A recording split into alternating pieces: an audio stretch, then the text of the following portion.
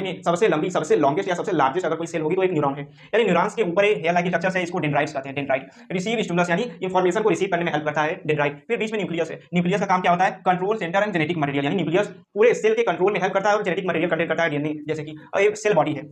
Cell body को सोमा भी कहते हैं या साइटोन भी कहते हैं। प्रोसेस इनकमिंग सिग्नल, यानी जो सिग्नल डेंड्राइट से बॉडी में आ रहा है सेल बॉडी में, उसको सेल बॉडी क्या करेगा? प्रोसेस करेगा और एम्पलीफाई करेगा। नेक्स्ट नोड्स ऑफ रेनबियर, एक गैप होता है दो माइलिन शीथ के बीच का, जो माइलिन शीथ है इसके बीच में जो गैप है इसको नोड्स ऑफ रेनबियर कहते हैं। माइलिन शीथ क्या होता है? Myelin sheath as insulator increase speed of impulse, यानी जो माइलिन शीथ है इंसुलेटर की तरह वर्क करेगा। किसका? एक्सॉन के चारों तरफ इंसुलेटेड होगा और increase speed of the impulse, जो इंपल्स यहाँ से आएगा यहाँ आते टाइम तो स्लो होगा, बट यहाँ के बाद जब गुजरेगा यहाँ से तो बहुत तेजी से उसका स्पीड हो जाएगा। इसको एक्सॉन कहते हैं। जो बीच वाला लाइन है, जो ट्यूब है, इसको एक्सॉन कहते हैं। फिर यहाँ पे आखिरी में एक्सॉन टर्मिनल है, जिसका काम क्या है? Transfer signal to the next neuron. यानी सबसे पहले डेंड्राइट में इंफॉर्मेशन आया, डेंड्राइट में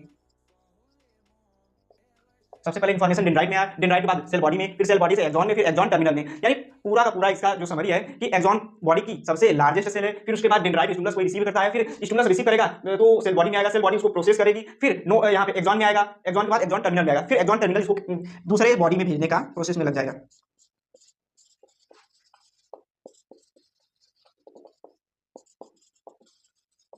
मतलब एक न्यूरॉन, फिर उसके बाद सेकंड न्यूरॉन, एक कंटीन्यूअस लूप है, कभी खत्म नहीं होगा। यहाँ से इंफॉर्मेशन आएगा, यहाँ तक आएगा, फिर इसके बाद ये इंफॉर्मेशन यहाँ पे आएगा, दूसरे न्यूरॉन में आएगा, दूसरे न्यूरॉन का जो डेंड्राइट है इस इंफॉर्मेशन को रिसीव करेगा, रिसीव करने के बाद बॉडी में लाएगा, फिर प्रोसेस करते करते यहाँ एक्सॉन टर्मिनल तक आ जाएगा, फिर नया एक्सॉन टर्मिनल दूसरे न्यूरॉन्स को इंफॉर्मेशन दे देगा। यही इसका पूरा है कि न्यूरॉन्स डेंड्राइट में पहले इंफॉर्मेशन आएगा, फिर सेल बॉडी में, सेल बॉडी के बाद एक्सॉन, एक्सॉन के बाद एक्सॉन टर्मिनल। तो